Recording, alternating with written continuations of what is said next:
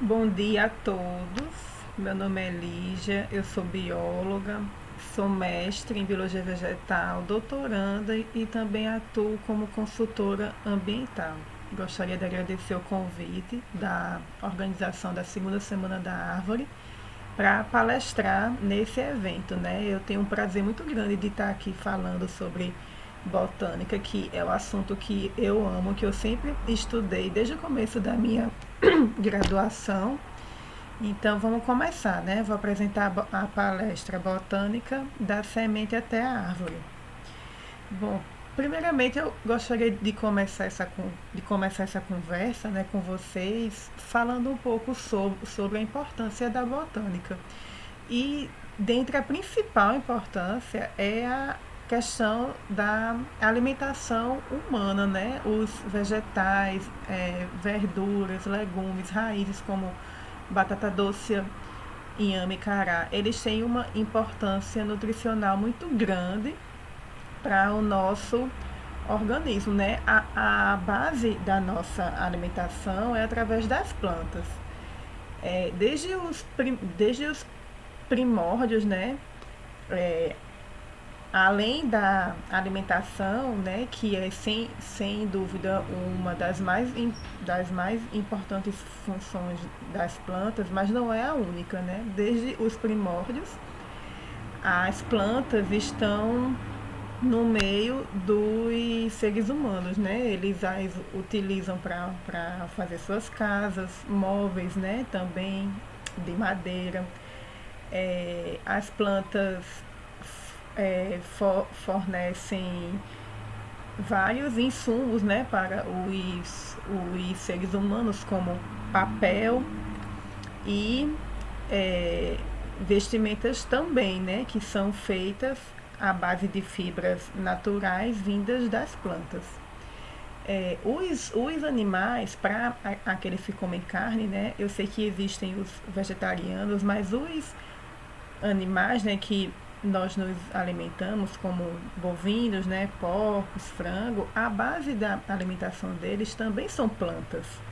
Né? Então, isso mostra cada vez mais a importância das plantas no nosso cotidiano. Remédios também, né, que são feitos à base de plantas, né? Desde aquele chazinho ali que a gente toma para dor de barriga, geralmente esse tipo de conhecimento é passado de geração em geração e que mais atualmente a medicina se apropriou, né, disso para fazer e vender os remédios em larga escala.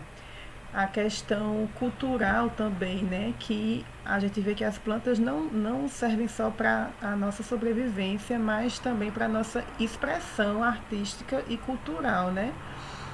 É, desde a produção de instrumentos musicais, como também a utilização de plantas em rituais, né, de tribos indígenas, enfim.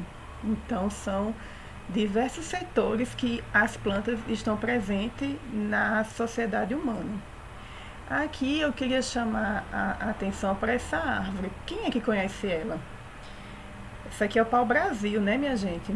Ela é característica por esses espinhos aqui que tem no caule, né? É a árvore que dá nome ao nosso país, então o nome Brasil, ele é originário de uma planta, né? Então a botânica, mais uma vez, está presente em diversos aspectos da nossa sociedade, né? O pau-brasil, ele foi extensivamente predado, né, na época da colonização do Brasil, né, devido à coloração vermelha do seu caule, que era extraído para colorir roupas, enfim. E as plantas, elas têm uma importância imensa para o ecossistema como um todo. Por quê? Porque elas são os únicos seres capazes de converter luz solar em energia. Não os únicos, né? Existem algumas bactérias fotossintetizantes, enfim, mas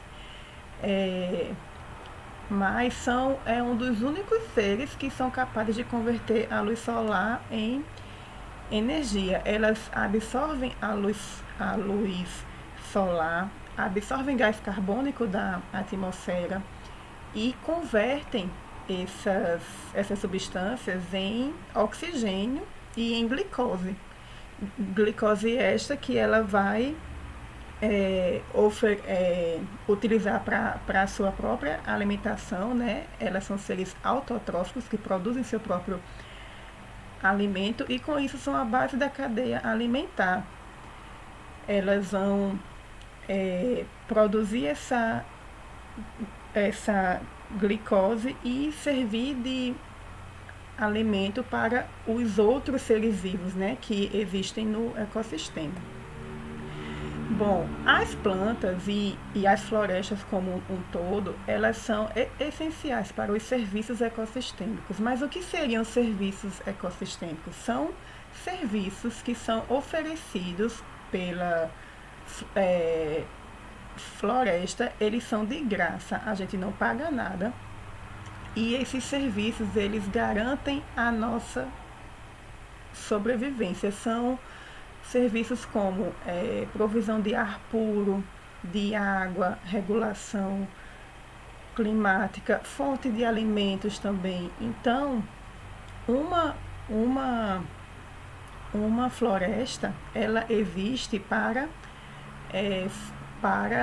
entre outros fatores também demais, para prover serviços para a espécie humana, mas não apenas para a espécie humana, mas para todo o ecossistema como um todo.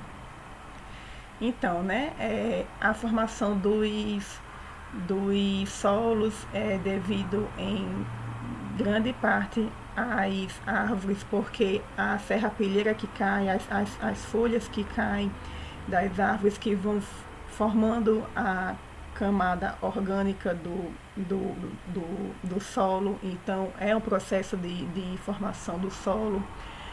A disponibilidade de hábitats, né, para os diversos animais que vivem na floresta e para o próprio ser humano também, né? O nosso habitat, as nossas casas, elas são construídas no solo, né? As plantações que a gente se alimenta são feitas no solo e tudo isso tem interferência das plantas. Então, né, prover água, oxigênio, como eu havia falado, né, o oxigênio é um dos produtos da fotossíntese, provisão de alimentos, regulação climática, a presença de árvores, de vegetação e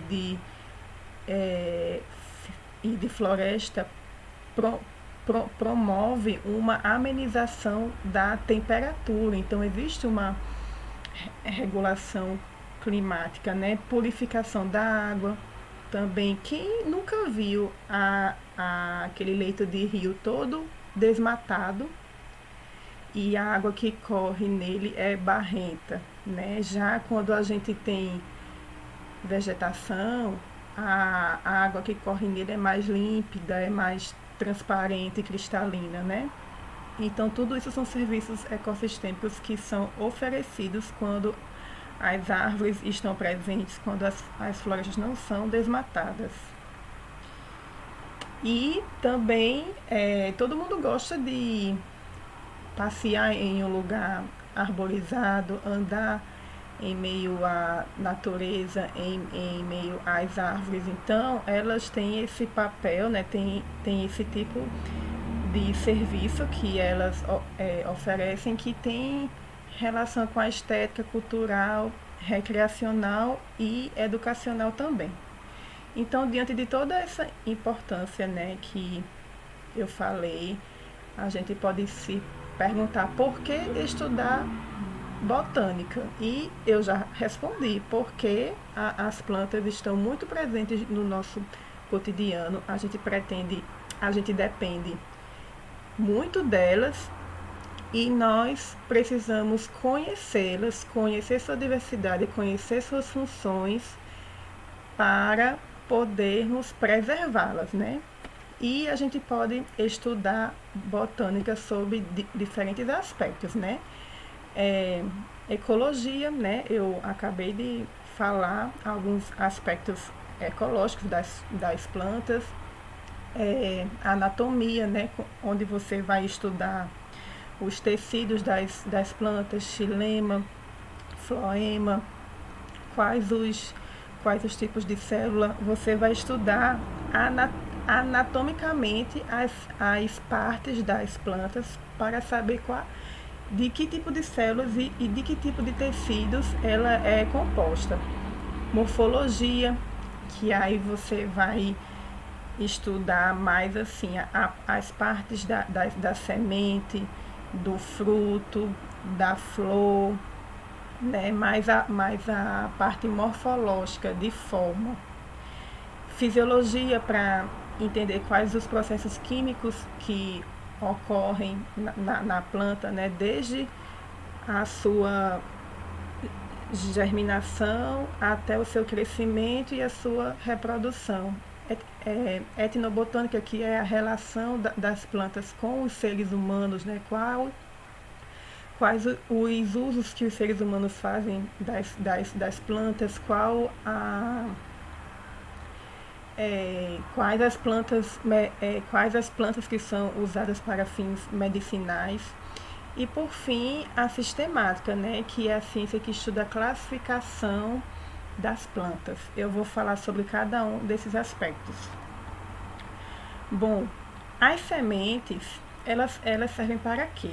Elas servem para abrigar o embrião da planta, para abrigar e proteger o embrião da planta, desde que quando ele é formado no fruto até ele germinar em outro local. Então as sementes elas servem para isso e elas possuem vários tipos, podem ser de diferentes tamanhos, até desde minúsculas até muito grandes. As flores, elas servem para o quê? Qual a principal função delas? Elas servem para atrair polinizadores. Tá um videozinho aqui passando, mostrando.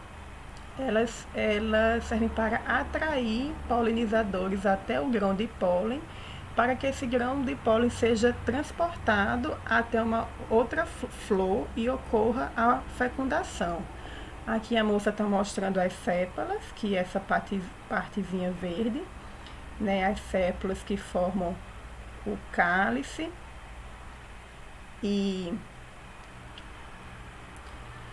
a parte rosa são as pétalas, né? Que formam a corola. Essas duas partes, sépalas e pétalas, a gente chama de verticilos protetores das plantas, das flores, estão ali para proteger.